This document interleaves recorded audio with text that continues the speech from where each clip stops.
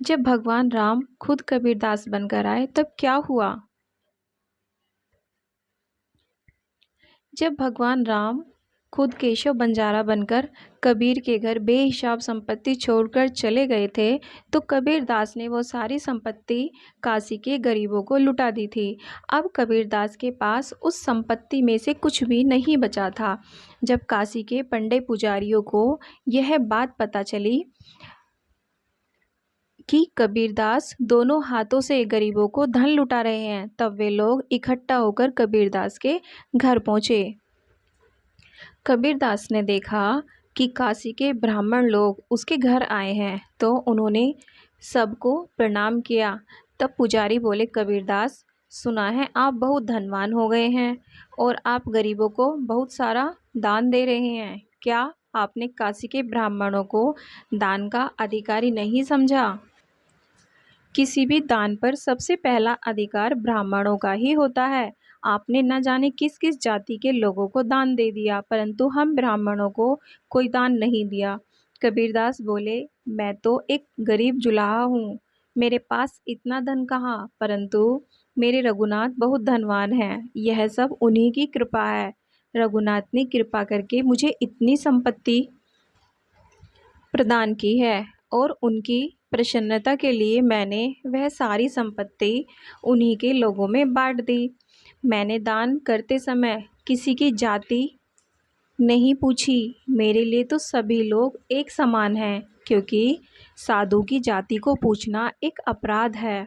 मैं तो सिर्फ यह मानता हूँ, जात पात पूछे नहीं कोई, हरि को भजे सो हरि का होए।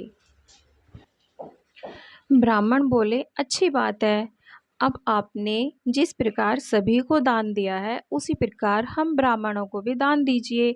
कबीरदास बोले, मैं आपको दान अवश्य दे देता, परंतु मैंने तो अपनी सारी संपत्ति गरीबों को दान कर दी है। अब तो मेरे पास कुछ भी नहीं है। आप चाहें तो मेरे घर के भीतर आकर देख सकते हैं। तब ब्राह्मण बोले, हम कुछ नहीं जानते।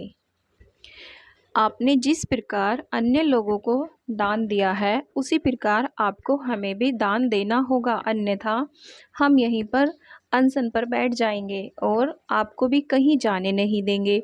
कबीरदास ने ब्राह्मणों को बहुत समझाया कि अब मेरे पास धन नहीं है, परंतु ब्राह्मण नहीं माने।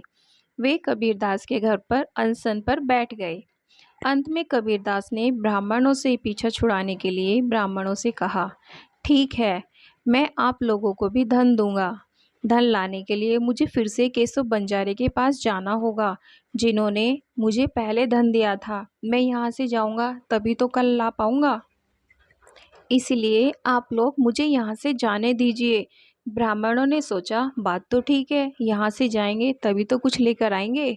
यह सोचकर उन्होंने कबीरदास को घर से जाने दिया और वहीं बैठकर कबीरदास की प्रतीक्षा करने लगे। कबीरदास वहाँ से निकलकर पुनः गंगा किनारे स्थित जंगल में और अधिक गहराई में जाकर छुप गए।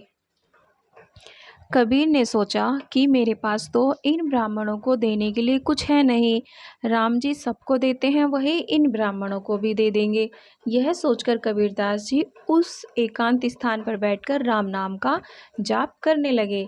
कबीर जंगल में राम नाम जप रहे थे और उनके घर बैठे पंडा पुजारी उनका इंतजार कर रहे थे। सुबह से शाम हो गई परंतु कबीरदास नहीं लौटे। फिर अचानक कहानी का आगे का भाग जानने के लिए इसका भाग 5 देखें।